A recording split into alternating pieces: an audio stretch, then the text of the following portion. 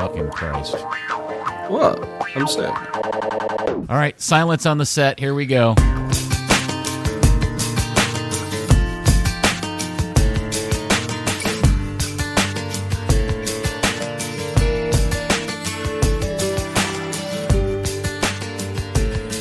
Well, hello there, FC Dallas Curious fan, and welcome to another episode of Third Degree, the podcast. Hi, I'm Peter, and today, with me on the panel is none other than a very sick and near-death Daniel Crookie. Hello, Daniel Crookie. Hi, Peter. I resemble that remark. Would you like to tell the pod listeners all of your ailments that you're suffering from currently? No, but if the team gets sick before Saturday, it's probably not my fault. Why is that? In the locker room on Saturday, don't cough, don't sneeze, don't cough, don't sneeze, don't get anyone sick. Hand sanitizer, where is it? Right. You didn't run around and just touch all the players on the face with your open hand? No.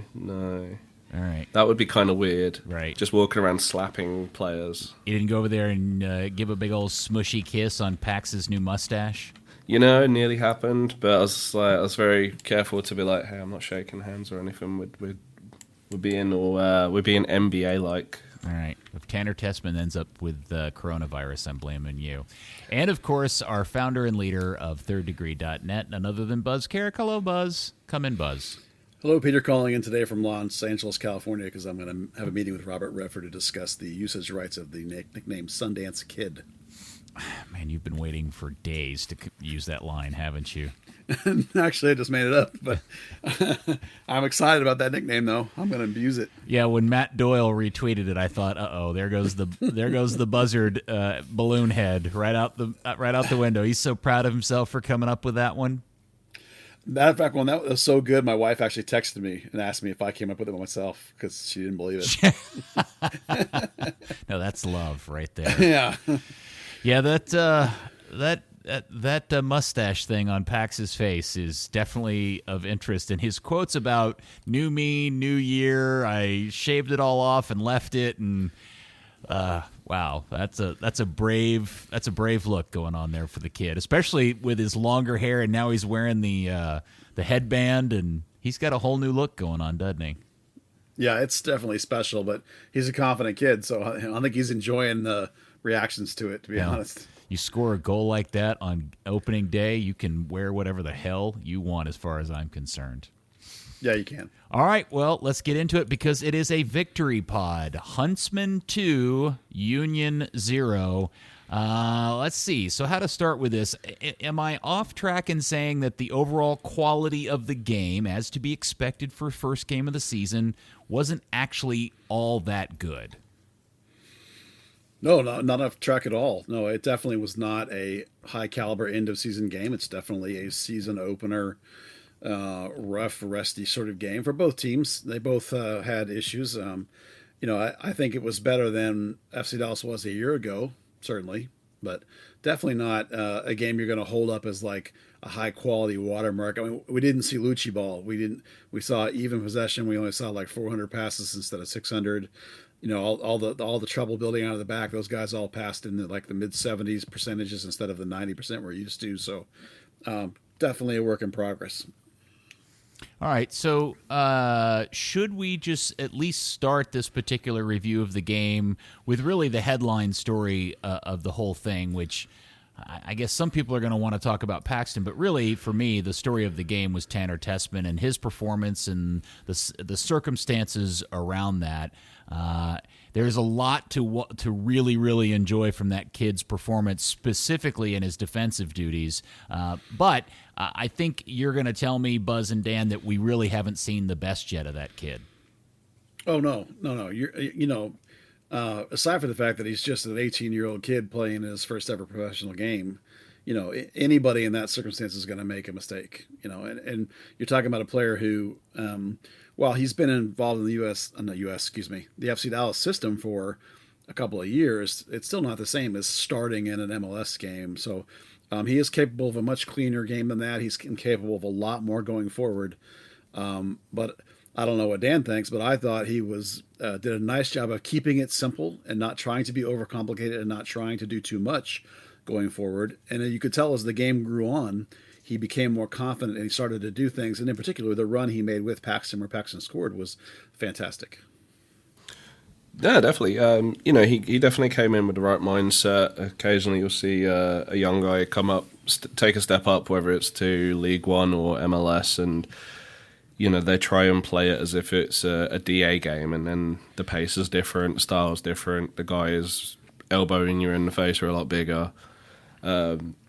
Actually, we keep boosting his podcast, but on the episode of Chum Chat that he did this morning with Judson Burns. Hold on, wait a second. I just want to state for the record, I'm really mad and jealous that I didn't come up with a podcast called Chum Chat, because that's frickin' genius. I love that.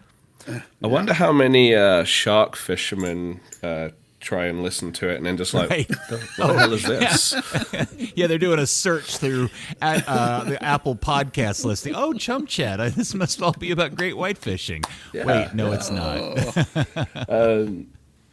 But yeah, he they talked a bit about his game, and he was pretty frank with it and said, it's you can train with the players, you can play preseason, but once you get out on the stadium in that first game, every pass seems 100 times faster and harder, and it took him a minute to adapt and settle in. And it definitely showed that he did settle in and didn't just take the first couple of seconds to heart and say, "Oh God, this is scary." And to finish it out with that long busting 50-yard pass from making the ball to Paxton on the halfway line to getting ahead of him into the box, that's the kind of thing that you definitely saw more of in the academy, and if he can develop at that rate and bring more of that into the first team, that definitely make it a little more challenging for Sylvania and Acosta to take their places back. Yeah, there's an element to the fact that he's just physically bigger, and not just by a little bit, than somebody like Paxton, let's say, as an example, that just adds an element to his game that's really interesting, because he is such a physical presence out on the field. He gets into 50-50 situations, and it's very unlikely he's going to lose those in straight-up challenges. And that's what I really mostly noticed in just watching on television, was he just looks bigger than pretty much everybody else out there. And I don't mean just taller. I'm talking about just all around, all dimensions. He just has a very different presence. And while, look, his game wasn't super clean, what was his passing rate? Like, it was low, 71%. 70%. Yeah, 70%. That's got to get better for that position. That's an unacceptably low passing rating for that position. But that little tiny look, he gets a ball in their half of the field. He makes a very simple, smart pass to Paxton, and then goes on that incredible sprint that leads to the second goal. That, man, I just thought said a lot about that kid's game. Yeah, that's one of the things he described about himself, was what he called sustainable pace, which means that, like in a little 10-yard burst, the little guys can beat him, but in those long runs, he really can eat up the ground and really move. And you're right, that kid is absolutely jacked. He's not just like a tall, skinny beanpole like Matt Hedges. The guy's is absolutely built in the upper body. He can hold guys off better than anybody I've ever seen. And you're correct that the 70% passing it's not where Thiago Santos was at 80%, for example, but Jesus right in front of him was at 57%. So, we know we're getting to Jesus. Don't you worry. Yeah, we're going to get to Jesus. So we know when you move more up the field that it's going to be harder to pass, of course. But, again, it's important to remember that we're just talking about an 18-year-old kid making his first game. And he does remind me of those rare midfielders. The one that I always think of is Matt McEwen from the Wizards back in the day, who was 6'2". Yeah. That's a great analogy. And I would have never remembered that one. I really credit to you, Buzz, for coming up with that one. That's a great one. Well, thank you. Because McEwen, if you remember, being a deep lying kind of playmaker, I mean, he played that same sort of. I don't think I would call him a 6. I would have called him a deep 8, like Tanner is, with those long passes and with those over the top balls that Tanner can make, and you know that the kid mentally has all the components in there, and you know he has the ability to do the things. It's so the more playing time he gets, the more it's going to become comfortable, and the more you're going to see him look like he does for North Texas, where he'll play a lot this season. That's for sure. And there's plenty of time for him to grow. It's important to remember that these young kids, all of them, whether it be Thomas Roberts or even Paxton and Jesus, are still 6, 7, 8 years away from the prime of their career. So we're going to watch them blossom and mature year after year after year as they grow up here in front of our eyes, really, as professionals. Yeah, I think the thing that a lot of people need to put in perspective is that his appearance in this game really was more out of necessity, i.e. injuries to other players, than anything else, and yet we still got this level of performance in a first game out of the kid for that young, and I think that's really promising for Tanner Tessman. Plus, while he's growing, people can go to the blog and read the meteoric rise of Tanner Tessman over and over and over. Just generate those clicks. That's right. Please go read Dan Crook's Meteoric Rise of Tanner Tessman, which was published before everybody else published one a few days later, and Dan's is the best of them. I do quickly want to take a moment just to discuss this interesting side part of the whole Tanner Tessman story, which is there's a part of me that really believes that the Tessman family may have out-businessed Dan and Clark Hunt in this deal for a homegrown contract with Tanner. And because the obviously now everybody has seen the social media video of Dabo Swinney going, "Oh shucks, I should have kept my mouth shut," and talking about losing Tanner as a scholarship player for Clemson, both as football and soccer. And I really, in my heart, believe, one, that's Dabo Swinney. He always knows what he's doing in terms of bringing in players. And two, I just think that the family leveraged their relationship with Clemson. Not that he wouldn't have gone there if that's what needed to be, but they smartly leveraged that and maximized it to get what I'm hearing is a record homegrown deal, although we don't know the numbers yet and probably won't know for several more weeks. Yeah, there's no question. For people that don't know, we'll repeat the story that Tanner's dad runs Dabo's foundation, and he and Dabo are best friends. And Tanner's dad has been around big-time athletics for a long time. Dabo is his godfather. Yeah, Dabo is his godfather, right. And in particular, speaking of his family, his dad's been around this big-time college athletics. He knows how the system works. And there's no question that for about the last year, FC Dallas has wanted to sign Tanner to a North Texas deal, and it's no question that they used the Clemson opportunity, and I guarantee you Dabo's in on this whole thing and was saying all these wonderful things to put pressure on the club. And again, of course, all of it in the end is on Tanner. If Tanner hadn't played well enough for North Texas over the last year, and if he hadn't played well enough this spring, then that offer for a homegrown deal would not have come from the club. So, it's on the kid, but it's also on the parents. And I'm sure that Tanner probably hasn't signed with an agent yet or hadn't, but I guarantee you that there were advisors that were around that are going to be his agent at some point. You know how that works. So savvily played by them, and I'm excited the kid's on the team, and I think he's going to have a bright future. Right now, he'll only play a couple of games, and then he'll go back to North Texas, but the future is going to be big for this kid. There is also, just in relation with related to this, all the stories that we've talked about over the last several weeks about, young up-and-coming academy kids essentially bowing out of the FC Dallas system because they didn't feel like they got a contract that made sense for them from North Texas, the reserve team, and how the Tessman family, manipulated their system to their advantage to not only just bypass a North, because there's no question in my mind what Dan and Clark wanted to do was sign Tessman to a North Texas deal, right? That would have been the cheapest way out. But now the cards have been forced that they had to sign him to a homegrown deal to keep him, and it wasn't a cheap one either. Yeah, they certainly have been trying to sign him to one since probably the middle of last year. And there's for sure a certain amount of credit that needs to go to North Texas because Tanner was dominating the developmental academy to the point in which he was MVP of the playoffs, and that was back in May, a year ago, May. So between now and then, he would have plateaued and not progressed if they hadn't have had this vehicle to play him at a higher level both in training and in games, and even in training with the first team. So the process clearly works in terms of progressing a player to the pro team. The question, of course, is can you get this is something we've been talking about ad nauseum, this not signing the North Texas contract. And Tanner has showed that you can use North Texas to your benefit without signing and still get that homegrown deal if you're good enough. And in the end, that's what really has to happen is you have to be good enough. Well, it's a great story overall. It's both good for the club. It's good for the player. I do think that the ongoing drama related to signings for North Texas and up-and-coming kids and kids leaving the system is one to watch and put a pen in. For sure. Going back to the game itself, Dan, I will ask you now. I'll give you the choice of who else you'd like to talk about. Left an impression, good or bad, from the 2-0 win on Saturday.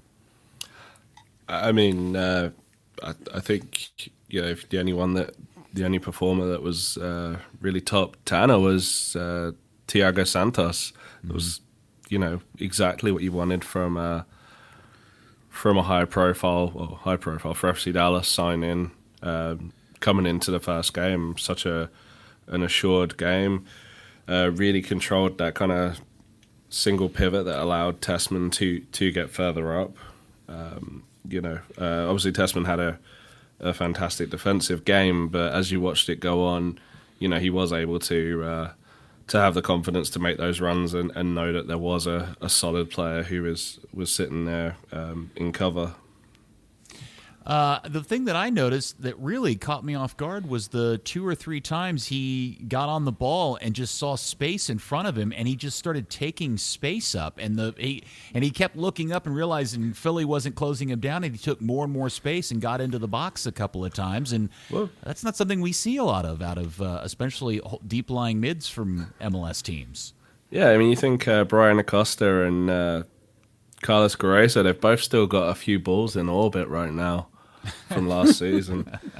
I mean, Santos, honestly, he should have had a goal. There was that one he got into the box and he tried to shoot near post and just sort of clipped, just came a little bit short when if he'd have shot across the body as a player closed in, he'd have probably, across the keeper's body as a defender closed in, he's probably putting that on the far post and in. Yeah, that was a nice little trade of his, and it was a promising performance, I thought. Buzz, did you have any particular takeaways on Santos you want to discuss? No, he was my man of the match too. I think some of those runs forward came as he started to feel comfortable with Tessman covering for him, because that's an important rotation when that happens. But yeah, delightful. I thought he did a really nice job of controlling the middle of the field, controlling the pace of the game, finding the right guys going forward, and those little extra runs are an added bonus. So first game, so good for him.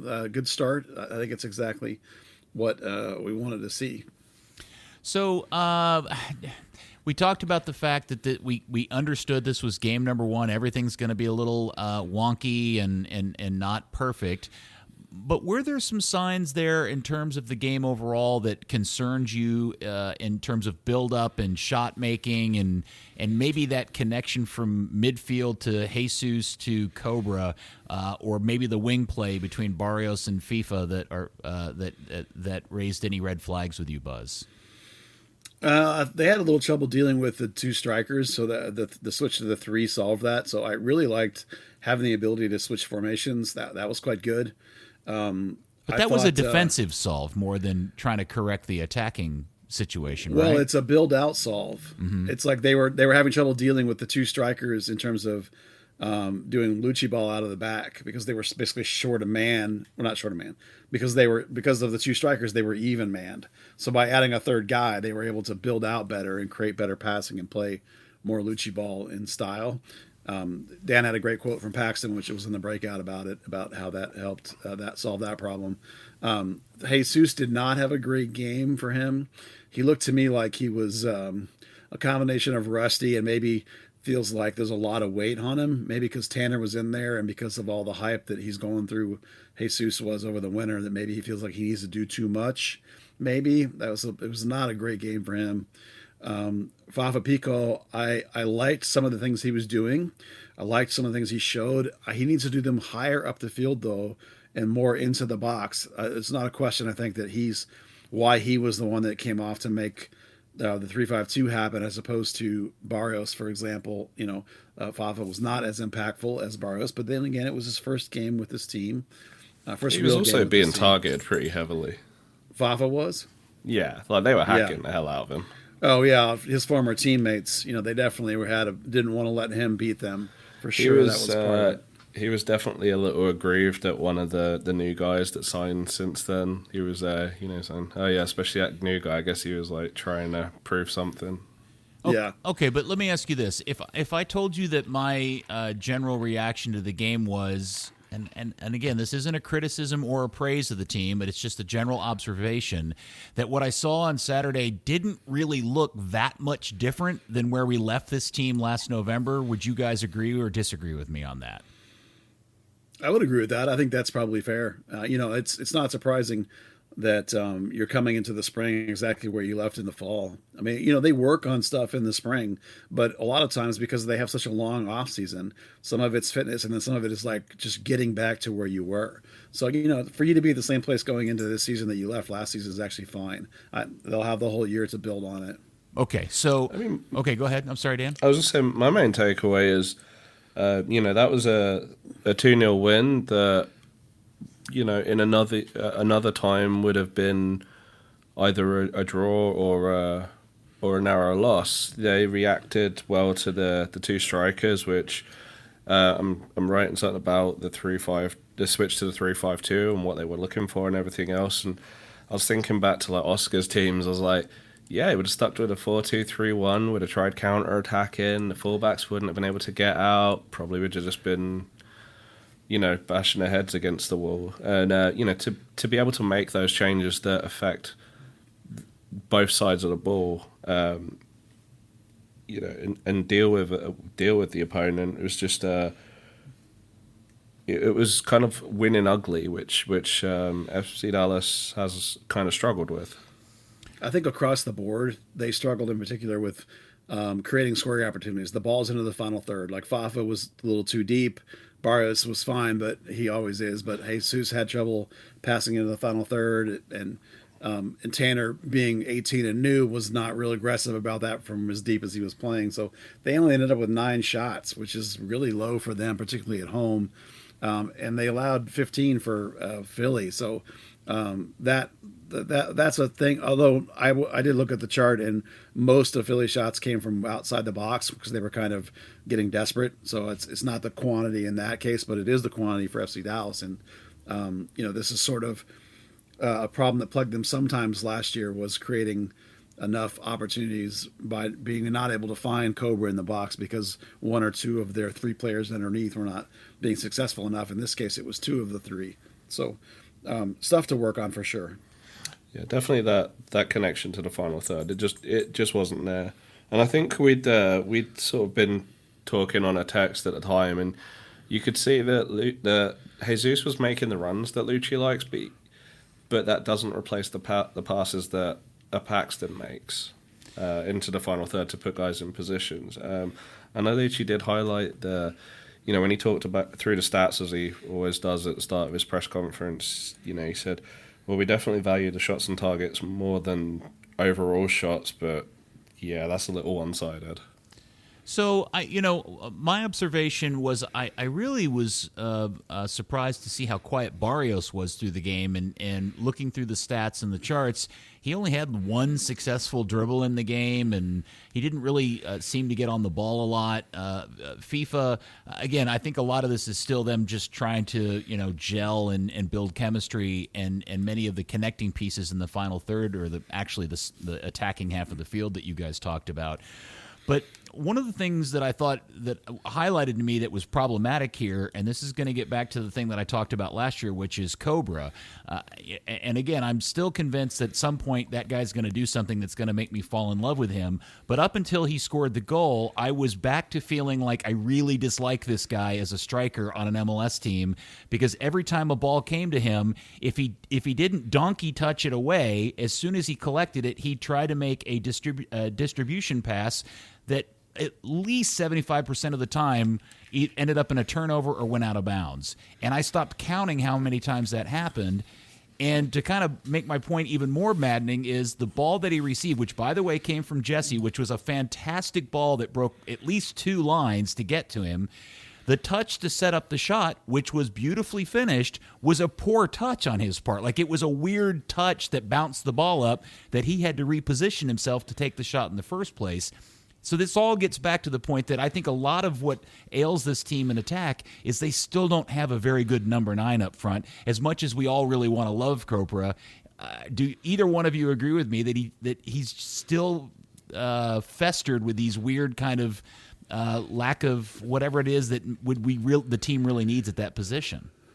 No, I'd agree with you. You remember that one of the things that had kept him out of the lineup last year was his ability to play in combo and was his contribution to the build. The high press too, but offensively was the build. You can't just pack in the box and stay in there. You have to check back and lay off a lot. That's a big part of Lucci ball, and he didn't do that very much in this game. So it may be a little bit of, okay, we need some reminders of what it was you did in the season that was so helpful. In this game, he only passed at 52%, which in and of itself as a striker, I don't hate that number. It's not great, but I don't hate it. It just depends on where they are. If you can't facilitate the runners coming by you, whether it be Barrios, Jesus, or Pico, it's like you have to be able to make those little touches, hopefully when the 8's underneath you supporting. And then on top of that, if his center back doesn't drop off about 4 yards on that horrible touch, that shot's not even coming off at all. So yeah, I agree. It was a great shot. I mean, he buried it, so I'll give him. I mean, that's Cobra being Cobra, right? Sucked for 85 minutes and then scores the winner. So that's what he does. But he's gonna have to remember that there were some specific things other than scoring that got him into games last year, and he needs to do those things, or Lucci's going to sit him down in a hurry. Yeah, I just don't, and Dan, maybe you agree or disagree with me on this, I just don't think he possesses the hold-up and skill level needed to play at this level in this league. I don't see it in his game week in and week out. Maybe I'm wrong about that. I mean, it's kind of strange, because when you see him play for the Czech Republic, suddenly he can hold the ball up. I don't know if it's maybe something that's lost in translation. Maybe they have a nicer ball. I don't know. It maybe that he just prefers playing with that Puma ball. Who knows? I like how you say Puma. Puma. Well, Puma. that's because that's how it's pronounced. Oh, is it? Okay, Yeah. Mr. Adidas. That's also how that's pronounced. And Jaguar. How do you pronounce the American soccer sports brand that begins with an N and is 4 letters? How do you pronounce that? Nike? Okay, all right. Just want to know if you didn't put some sort of weird European lit on it or tilt on it. No, because it's a Greek word. Oh, excuse me, Mr. Literature. Go ahead with your commentary. I've lost my train of thought now. You were talking about Cobra. He can magically hold the ball up for the Czech Republic. I don't know what it is. I mean, I definitely... at the end of the day, your high 9's there to score goals. That's what he's paid for. So, if you're looking at it in a very binary fashion, yeah, he did his job. That touch was horrible. How do you let it... It was what, a 10-yard pass from Jesus Ferreira along the ground? Than that. No, I think it was 15, 20-yard pass. Jesus split a few players to get that ball to him. That was a great pass and probably the best thing Jesus did all day. But that was a hatchet toe. Oh, it was total elephant touch. I mean, I asked him after the game. I was like, what did you see on that? And he was like, and he was just kind of like a bit candid about it. He's like, well, you can't score if you don't try. It just happened to bounce perfectly, so I just closed my eyes and kicked it. I guess I hit it well. All right, well, then I love the guy again. At least he's honest. He donkey touched it and then closed his eyes and took a swing, and it went in. So, and by the way, it went in and get us a really decent goalkeeper, too. So you got to give him points for that. Let's move to Jesus. Again, that was for the two guys that were the most concerning for me in terms of performance. They were the two guys that connected for a goal and took the lead in the game. So credit to them for that. I still don't see what everybody else sees in Jesus as a 10 on this team. I just don't see it. Well, the only one that really matters, obviously, is Lucci, and Lucci sees it. I mean, I've talked to Lucci about it. Like, what do you see that I don't, or that other people don't? And he talks a lot about line breaking. He talks a lot about building. He talks a lot about those runs, those little dart runs that he makes. Now, granted, I didn't think Jesus did a lot of those things in this game, so I think there's actually some question as to whether Jesus or Paxton might start this next game. Obviously, Paxton is not game fit, not 90-minute game fit. He got 15 in this last game. They'll probably try and push him to more towards 30, 45 in this next game, I imagine. So because Paxton will be pretty limited in that regard, I doubt you can start him. But I thought Jesus was bad enough in this game that definitely is a question mark which one of those guys should go.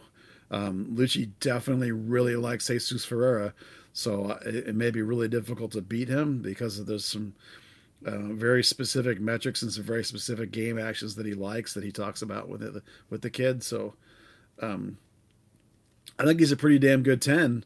I think he's even better off striker, which Dallas doesn't use a player like that. But it'll be an interesting question. For me, that's the biggest question this week is who starts at that position, because I thought Jesus might have been Dallas's worst player, to be honest with you, on the day. Yeah, Dan, do you have if you had a clean slate to put Jesse or Jesus, in at a particular position that you think would best capture his skill set, what would it be? It would be up front. When I switched that 3-5-2, having him there instead of Barrios is probably his best chance of success. Being able to drop back, make those line breaking runs, and feed Cobra a little closer to goal. But obviously, that wasn't to be. I'm with you. I still don't see the appeal at the 10. I know Lucci likes that kind of crossing run between lines, and yeah, he made a few of those, but it immediately. Sorry, my dog sneezed. That wasn't me. You got your dog sick, didn't you? Probably. Your dog's got corona. Nah, she's a Tecate drinker. That's terrible and not my joke. He was making those runs that Lucci likes, but then he wasn't doing anything with the balls. He was running into a defender. He was trying to pass into the box and, passing into nobody. Things were going through to the goalkeeper. It was just nothing even in the strength that Lucci highlights came off for him. Yeah, I think about the time after Paxton came on the field, and obviously he came on for Jesus. And what I found really interesting about that substitution is that at least on television, it appeared that Lucci pushed Tanner up forward and asked Paxton to come back and sit alongside Santos, or at least play deeper behind Tanner Tessman in the formation for the rest of the game. But the goal that Paxton scored and the run and the dribble and all of the movement, if you took Paxton out and put Jesus on the field in that exact same scenario, I don't think that play works out the same way, because that's just not a run and sequence that I think Jesus does. I'm not saying he can't do it. I just don't think he does do it, and he's not that type of dynamic player. And that's really, for me, when I watch those two guys, that's the significant difference between the two. Yeah, I don't disagree with that. I think that's on point. I think we all think that Jesus is more of a midfield striker hybrid, whereas Paxton is definitely a penetrating midfielder.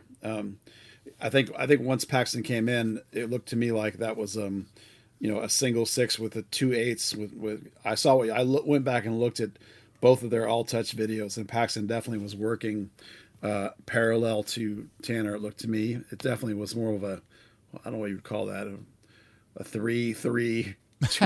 Okay. Well, no, not to make it silly formation. At least on TV, it looked like he was playing behind Tanner, and Tanner was playing higher up. But again, it's semantics. Semantics on some of that. Yeah, definitely for sure. Paxton was back where Santos and Tanner were, as opposed to Jesus, who was playing way up as a complete 10. Basically, most of the game. Well, saying, obviously, with the question being, does Jesus score that same goal? Paxton had that very meandering, messy style run. Drifting out wide, drifting back in. The the 2 foot close control in the box. Jesus would have run in a very straight line.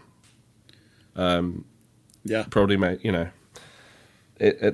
he doesn't score that goal for the simple fact that he doesn't give Tanner Tessman the time to get ahead to play that ball off him. Yeah. It's an interesting quandary because I don't want anybody to think that I'm down on Jesus in general. I'm not convinced he's a 10 for this team, and but I'm also not the coach nor an expert. When I see him out there, I just feel like I miss Pax. And when Paxton comes out there and does the things that he did in that very short amount of time, the effort that he put in defensively, the ball winning, the dynamics that come with his game, it just looks very, very different and far more appetizing to me than how I see Jesus in the midfield. So I guess that'll play itself out over the course of the season. And look, he'll probably go play with the U.S. and score a bunch of goals or do something great, and I'll look stupid for saying this. Well, the U.S. uses him as a striker, don't they? So yeah, true.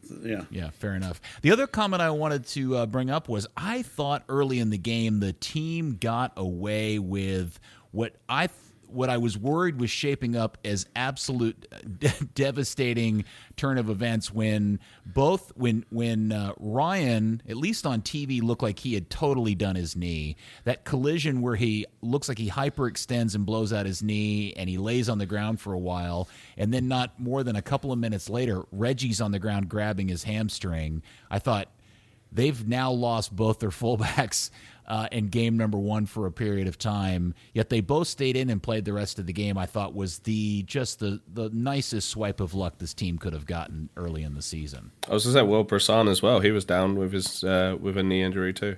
They got a certain amount of luck. Both Hollingshead and Cannon have missed training time this week, though. They both were out yesterday for sure, and Hollingshead was out for sure today. I don't know if Reggie was or not, but probably was, I would imagine. And one of the things that Lucci has said on the record is that if you miss Wednesday, you don't play on the weekend. Now, we all know that rules are breakable, especially a rule like that. But nonetheless, there are some serious questions about whether Ryan Hollingshead and Reggie Cannon are going to be available this weekend. And based on Lucci's track record, they won't be. So we'll have to, even if it's just precautionary, that's the rule. If you don't train Wednesday, you're not playing. So we'll have to find out over the next 2 days because Lucci's a guy who picks his lineup late in the week. So right now we don't know, but I would definitely call those guys at the very least questionable, and we'll see if more happens when the injury reports come out later. Wow. Well, that would be all right. We'll talk a little bit more about the Montreal game here in a second. Let's just finish up on the Philly game related to the defense. I thought overall the team looked really strong on their half of the field. Yeah, they did a nice job limiting real scoring opportunities, I thought, versus Philly. Philly's on the road, so that's tough for them. But like I said, when I looked up the chart for Philly, 80% of their shots came from way outside. So they really, Dallas is since Lucci took over, and even in the last 2 years of Oscar, really, they've done a nice job keeping the defenses out in front of offenses out in front of them. And running a tight, compact shape that you can't break down. So I thought that carried over again. They looked pretty good, and the defense is almost always in good shape before the offense is. So it's not surprising the defense was fine and the offense needs to get better. Honestly, my initial thought at the time was it's a good thing that Philadelphia just can't attack, at least in the first half. But they grew into the game, and then after the goal, Philly started trying to really throw it forward and just weren't as successful in penetrating. All right, so FC Dallas 2, Philly 0, a nice start to the season. In fact, didn't Dallas end up with the greatest goal differential on the weekend? Everybody else was either a goal apart or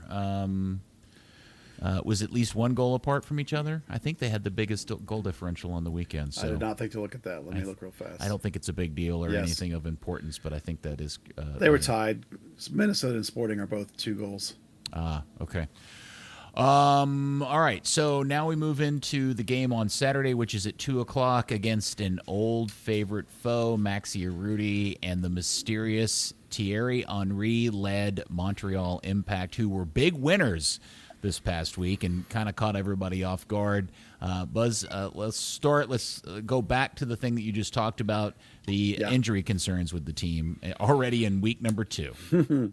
Yes, Ryan definitely was held out Tuesday and Wednesday with the knee. Reggie, I know for sure missed Tuesday. I don't know about today, but probably was, as I said. So those guys are definitely question marks, and it's obvious on the left. If you have no Hollingshead, that one's easy. That's Johnny Nelson, who's perfectly capable of starting. That's fine. The big question will be if Reggie's out, do you put in a direct replacement like Brian Reynolds? And that's going to be a question with Reggie having camps coming up too, is are they going to spend the time investing in Brian Reynolds to get him ready for when they sell Reggie this summer? Or do they do something like to prevent losing the first half of the season? Are they going to put Brisson in there and try and hold it together? Are they going to go 3-5-2 and put somebody on the right wing who's more of a winger and stick, Brisson as a marking back, and then have, I don't know who you'd put over there. Maybe an Emma Tuamasi could play wing back. That's something that's kind of in his bag. It's hard to know what's going to happen, because we don't know yet who's going to be available, who's not going to be available, and we don't know yet which kind of tactics are looking at. We might find out late in the week which one of the options is we're going to see as an answer. And then I think there's no question that Tanner starts again, because both Brian Acosta and Brandon Cervini won't be cleared until early next week, probably on Monday. So, and Paxton's not 90 minutes fit. So maybe Paxton comes in for Jesus again, or maybe Jesus and Paxton split time. It's hard to know what'll happen. So really, honestly, you got a lot of question marks going into this game, which is pretty much a must-win game, by the way. Which is amazing this early in the year. Why is it a must-win? Have you looked at the schedule? Well, let's pretend I haven't. You tell me why it's a must-win. It's a must-win game because there's a legitimate chance if you win this game that SC Dallas could start the season 2-6. Because after this weekend, they travel to New York City, NYCFC, one of the best teams in the league. And you know how terrible this team's been in Dallas on the road. Last year, they were terrible on the road. They won 3 games. Mm-hmm. So at NYCFC, then you go to Seattle to face the champs, a place Dallas has never won, basically. Then you come back home to face LAFC. Granted, you're at home, but it's LAFC, arguably the best team in the league right now. Then you go away to Portland, a place Dallas has never hardly done jack.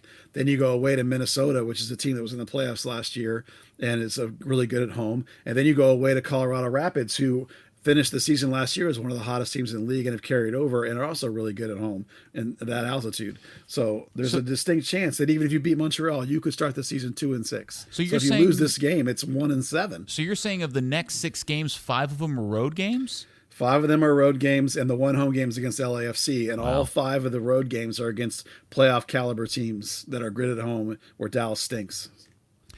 Well, Dan, maybe at least we can take some solace in knowing that the history of Major League Soccer is littered with teams that were crappy at the first half of the season, then blossomed like beautiful flowers in the second half to win MLS Cup. Yep, that's the story of the Seattle Sounders for sure. All right. Well, that's a weird injury situation. Now, Buzz, when you talk about them playing a 3-5-2, you said, I don't know who they'd throw on the right. See, to me, in my mind, based on his history, I think Brian Reynolds sounds like the ideal right winger. Like a prototype. Like the kid was a striker forward, slashing dynamic attacking player that they kind of converted to a right back. I think he'd make a fantastic winger in a 3-5-2. He's actually probably right now a better winger, wing back as we would call them, than he is actually a right back. He's still learning the defensive side of the game. So there is a very natural fit for him to go to that formation. I think a lot of it will be dictated by what they think Montreal's going to do, because they used a 4-5-1 in Champions League play, and then I looked at their home opener, and it was it looked kind of like a giant 3-6 spider. Yeah, it was like a 3-6-1, or maybe it was a 5-4, something. It's they sit super deep and they pack it, and then they try and counter, because they basically don't have as much talent as other people, so they try and kill the game effectively. So it'll be interesting to see how Lucci tries to counter that. This is actually a game where I think he might try and get creative, particularly now that he could be missing Hollingshead and Reggie. It does make you think of maybe that 3-5-2 might not be really good, because it frees up Jesus a little bit more or Paxton, whoever is in there, because you have those two pure windshield wipers, as the Germans used to call them. I don't remember the German word for it, right there behind in front of the defense. So, which would be Santos and Tessman, obviously. Yeah, what's the French word for spider? Do we know that? Anybody offhand? Anybody fluent in French? That would No. That would make sense. Surrender. Apparently, somebody broke out the Rosetta Stone. Excellent. Okay. All right. So, anything else about the Montreal game that we need to preview or have of note in terms of potential changes? Changing crowd with dollar beer night. The only thing to think about would be how did you guys think Fafa did in terms of, would you keep him?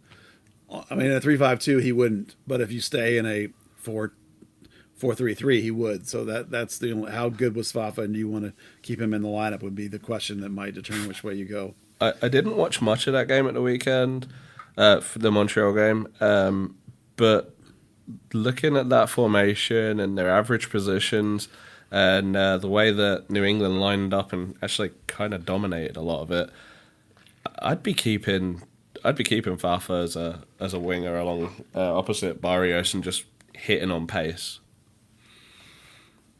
All I right. think that's kind of the best way of breaking them down. Well, I thought he was incrementally better than things that I normally expect to see out of Santiago Mosquera. So yeah, I got to give the guy another chance, and I think my opinion is we've all seen more than enough of Santiago Mosquera to know what you're going to get out of him from game in and game out. So you use him as you have to, and if you don't have to, then throw in somebody in there that you think that you can get something more out of, and hopefully Fafa Pico proves to be that person. Otherwise, they need to find another person to play on the left side of the midfield.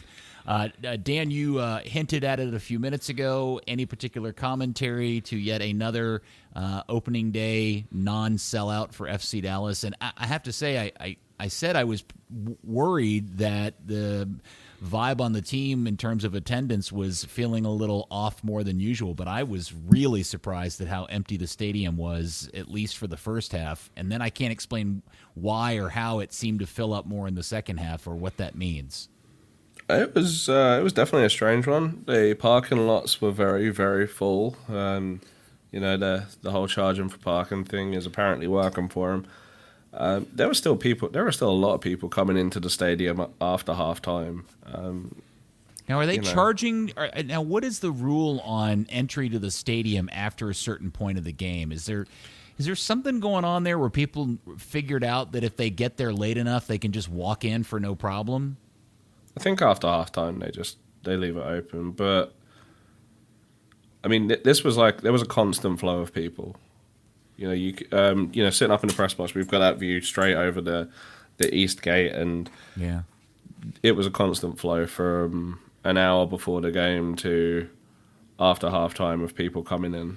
I don't know if it's the parking situation just didn't work out well. We all park on the west side of the stadium.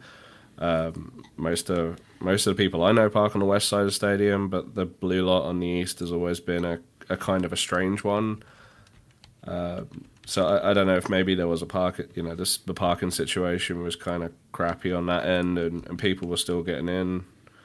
There's also been some changes with, like, they've added season ticket holder only gates and made some little tweaks, and then they switched from flash seats to Access, which owns flash seats. Right.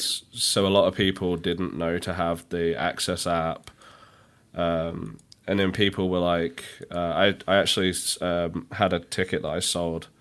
And weirdly, you put it up for sale on Access, but it sells it via flash seats. Then it gives you a balance in Access. So wow. It took me a good hour to figure out how I accept the bid, for one. But user experience. Okay. Yeah. There were a lot of teething problems that were pretty obvious. Even stuff like the season ticket holders only get the giveaways now, and they have to go to a certain booth to pick up the little hat that was supposedly too small for a child to wear. Oh no! So people don't know.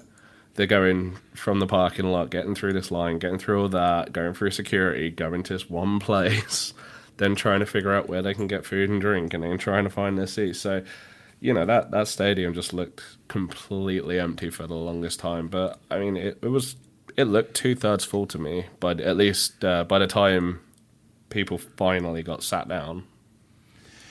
Yeah, for sure. I guess this weekend will be interesting to see. I mean, Montreal obviously is not a particularly big name or a big draw, so that'll be of interest. It's a midday Saturday.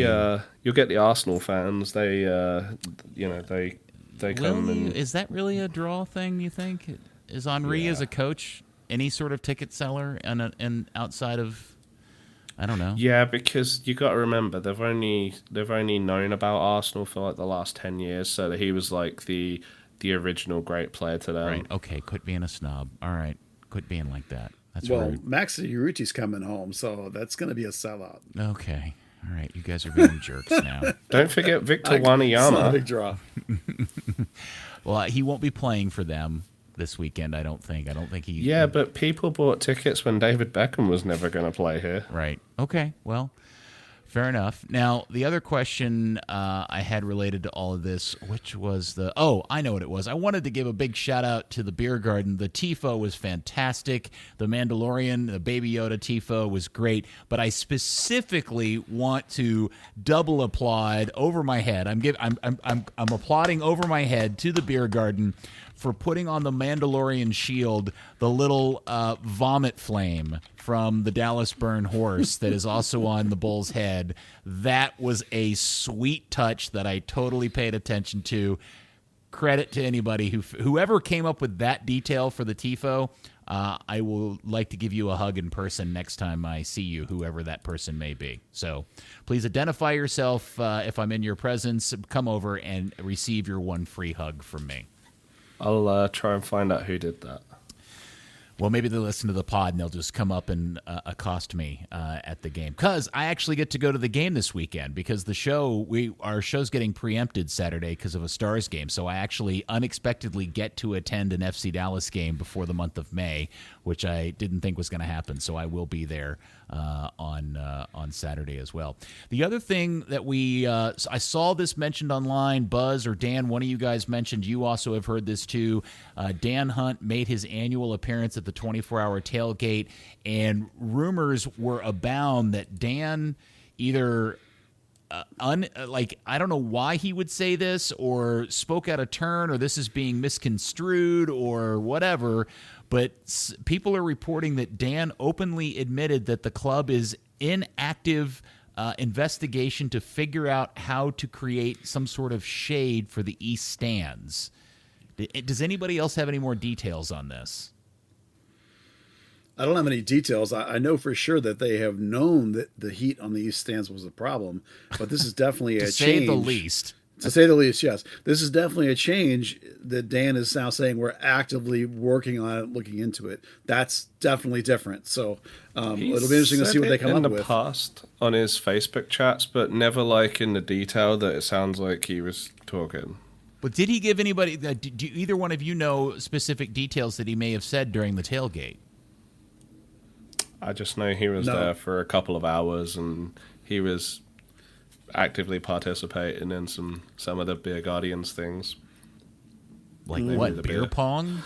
Maybe no, he was there like he's always like stuck around for a little bit and had a chat with people, but and I wish I wasn't sick, I would have been there.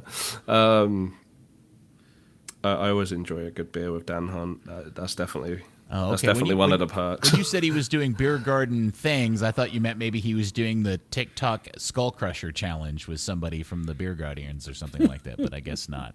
What in the name of Greek buggery is that? It's a thing the kids are doing on the TikTok, I'm told. And it looks super dangerous, and I saw a story where some kid cracked his skull open, which seems to make sense since it's called the Skull Crusher Challenge, but I don't know. You can look it up for yourself, Dan. Peter's cool with the kids. I am. I'm a very, very hip 51-year-old. No question about it. Well, I guess we'll find out more. I was telling you guys before the pod, my architect friends tell me that trying to put any sort of construction up that would block and provide shade to the east side of the stands is problematic because of the way the light stanchions are structured and the position where they sit outside of the stadium. So to create shade, you'd have to put the shades up you'd either have to tear down the stanchions and reconfigure the lighting or put the shade up behind it, and there's no real way to do that easily.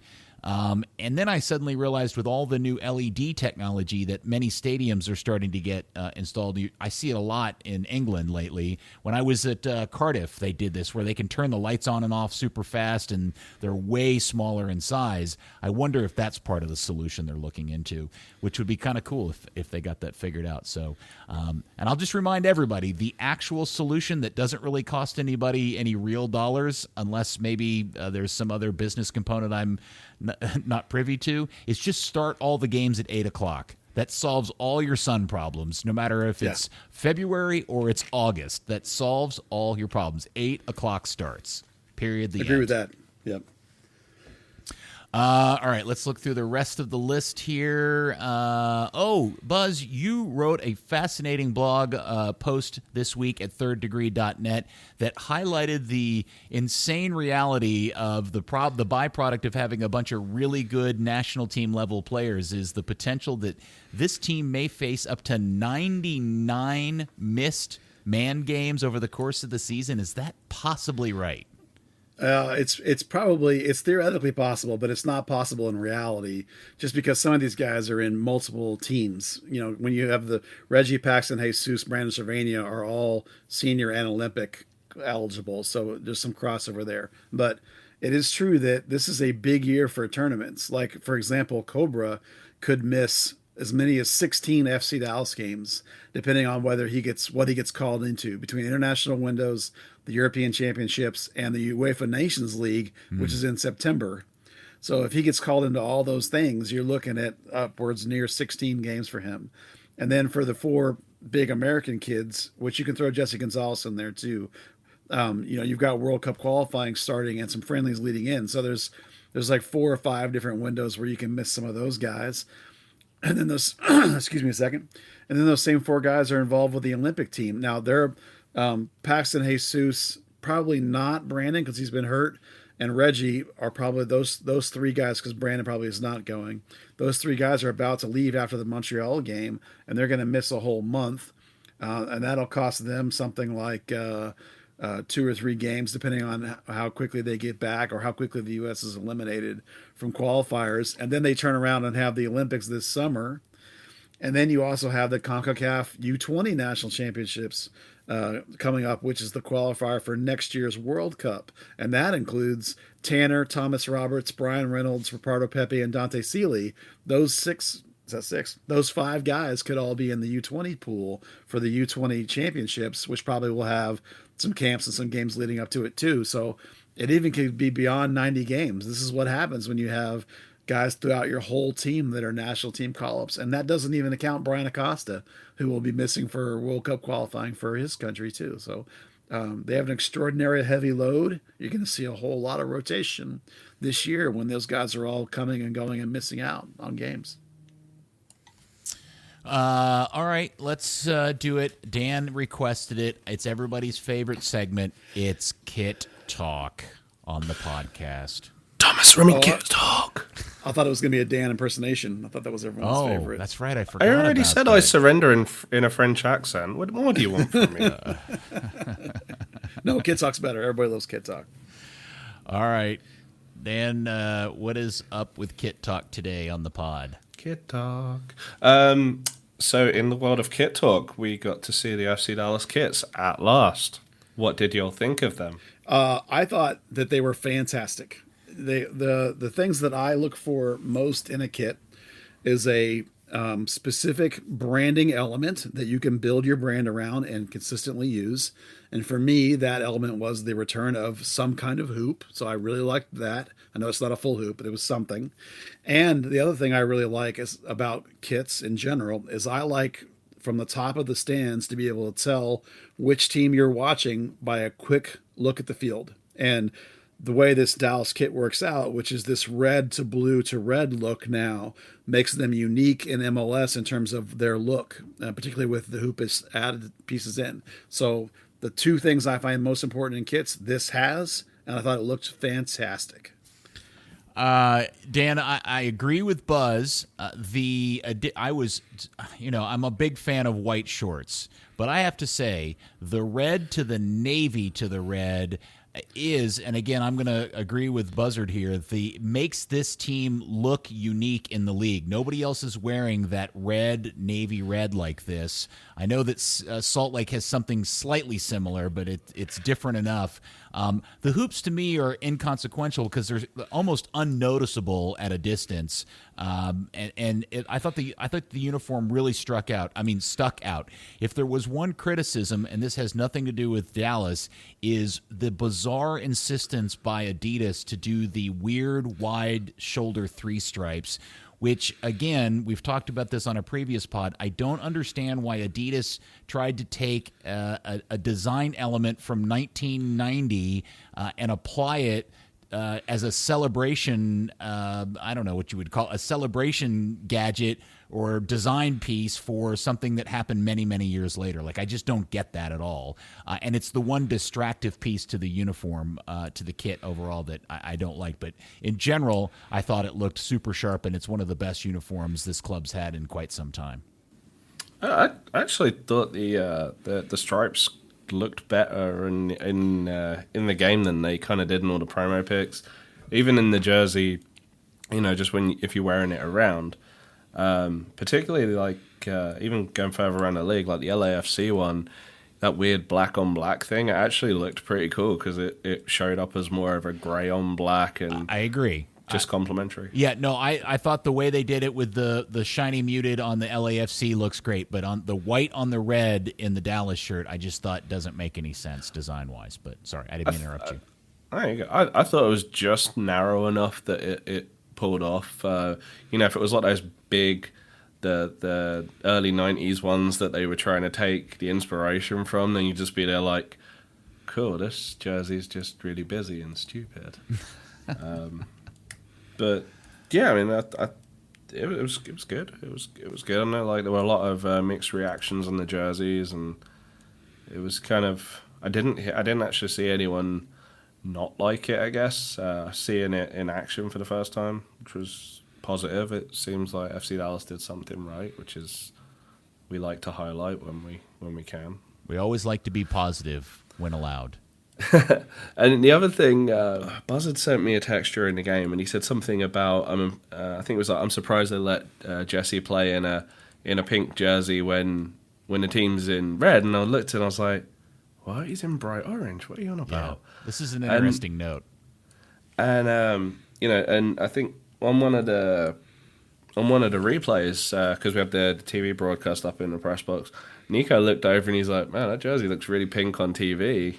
I got home, I watched the Seattle game, and again, they're playing in that orange jersey, and it looks, one camera looks bright orange, next camera it looks super pink. It is, they're testing the limits of every broadcast camera apparently this year with that color set. Yeah, Buzz, you because you work these games on the video production side, you could probably talk about this, but from watching it from home on my television, and as you guys know, I'm a big AV nerd, that's one of the most noticeable things was from camera to camera, it looked like Jesse was changing keeper jerseys throughout the game, because there were cameras that it looked like it was orange and other cameras that looked like it was pink.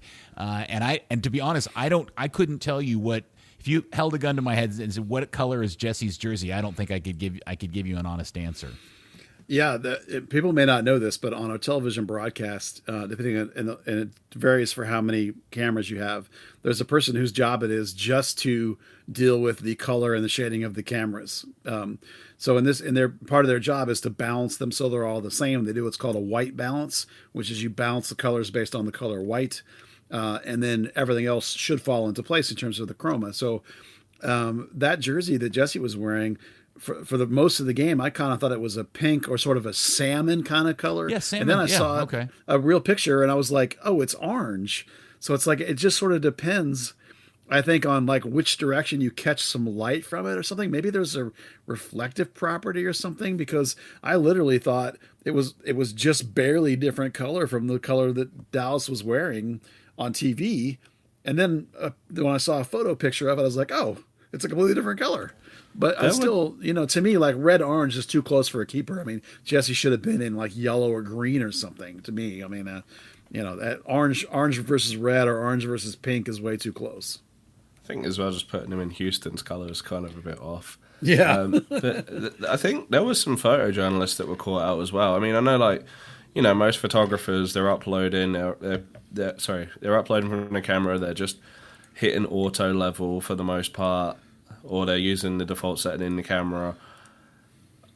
But there were a couple of pictures from the Seattle game where the keeper looked in pink, and Fry looked in like he was in pink, and then next thing he looks like he's in orange. So it definitely wasn't exclusive to the TV. Yeah, it could be that it's just one of those weird, very specific colors that just gives digital cameras a real problem to translate, visually, and that happens all the time. What I'll tell you guys is somebody who's into 4K, if you think that's a problem at regular high definition resolutions, at 4K when you're watching like EPL games in 4K, the camera to camera difference, it gets even worse. It's insane, and I don't know if there's an easy solution to it. And Buzz, it sounds like they have a guy or a person that's job is dedicated to it, but they must go nuts because it's all related to the lighting, right? Like the direct lighting, indirect lighting, and just how light bounces off colors and stuff.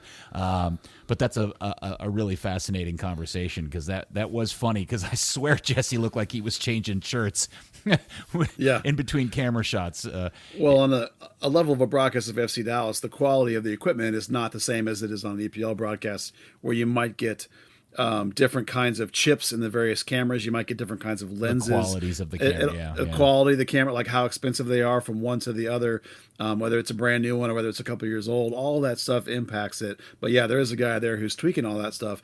But again, if there's a weird fabric or something or a weird color, it's like the most important thing is the whites are the same, and then everything else follows along, and there's a consistency to that. And really, a little bit of a shadow, or even in a stadium like FC Dallas's, which may not be quite as brightly lit as some other new big mega EPL stadiums might be, that can make a difference too. So it's a very complicated, very technical, very expensive process. Yeah, and I love talking about that stuff. I find it super interesting. Now, I before we end the pod, I do want to comment since we're in kit talk.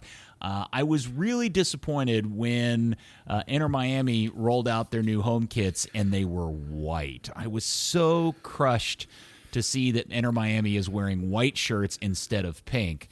But I will say, I thought the white shirts with the pink shorts and the pink socks was a really sharp look.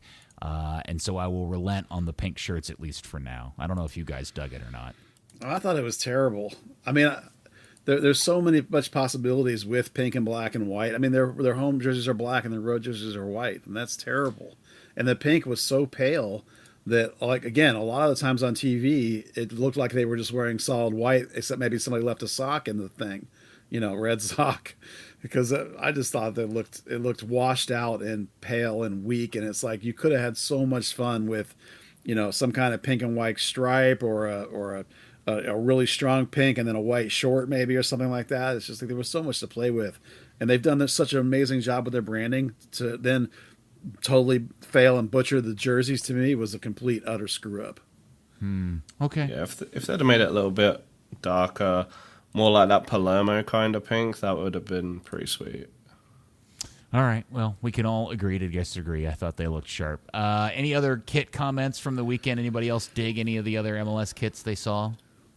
DC. That looked great with the throwback red shorts. The black shirts, red shorts, I thought super stuck out. Kudos. They just need those white socks. Kudos to Pablo Maurer for making that happen. Oh, was that his fault? Yeah, because he talked about it and played it up and made a whole big deal about it. And then the club was like, well, no, we're wearing black. And then he ran into, I think it was Ben Olsen, like a week before the opener. And he's like, hey, well, I heard the last minute you guys are going to wear red shorts. And Ben was like, yeah, thanks to you. It was like, they've definitely blamed him for that. And I agree. I thought that looked great. Yeah. All right. So Pablo can come and collect his hug from me too, because he deserves one for that. But he can leave his Johan Cruyff's Diplomats jersey in the National Soccer Hall of Fame. Okay. Wow, that's true. That is true. That's a good point. All right, well, good. We covered all the points. Anything I've left off? Here's your last chance to throw something in, either one of you. I just thought it was really cool that so many kids off of the FC Dallas U15 team got called into the new FC Dallas, not into the U.S. national 15 teams. 6 of them off of just FC Dallas alone, and they had a 7th kid who is playing 2 years up with the U17. So that's pretty remarkable. And again, it goes back to how great that U15 team is that I've been talking about for FC Dallas.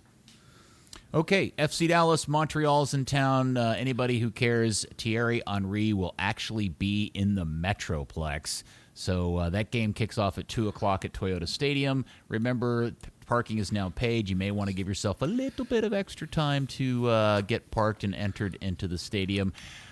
Thank you, Dan. I appreciate you fighting through the horrific cold or bronchitis or coronavirus that you're suffering from. Thank you very much. Thank you, but I've had this weird premonition that Buzz might have one more thing to discuss. Oh, Buzz. Yeah, I just typed that in the chat because you were into your things. It just popped into my head. I thought you might like this. Peter, you might find this interesting. No dismount. I did a marketing survey yesterday for the Texas Rangers that asked a bunch of questions about professional teams in the market and like their brand and what their brand means to you. And it has all these qualities of like tough versus family versus blah, blah, all this stuff. And it was 5 franchises. It was the Cowboys, the Mavericks, the Stars, the Rangers, and FC Dallas. So that was kind of cool to see FC Dallas incorporated into this fan branding survey that the Rangers sent out. So we talk a lot about marketing and branding on this pod because I think it's really important. So I thought that was just an interesting thing to have come around my email yesterday. Yeah. Speaking of the Rangers, they dropped their theme nights, and July 21st, which is a Tuesday, they play the Astros, and it's FC Dallas night. The cheating Astro. What does FC Dallas night at a Rangers game look like? What do you do? Dress up as Richard Ferrer and Brandon Pollard, or what do you do? I hear you wear a Mark Dodd jersey, which you just found. No, they're gonna do a co-branded FC Dallas and Texas Rangers hat, and Oh, that's cool. There's some interesting FC Dallas fans going, and maybe Dan, you're gonna get another hole glared at you through your head. Yeah. I'm good at that, though. You are good at that.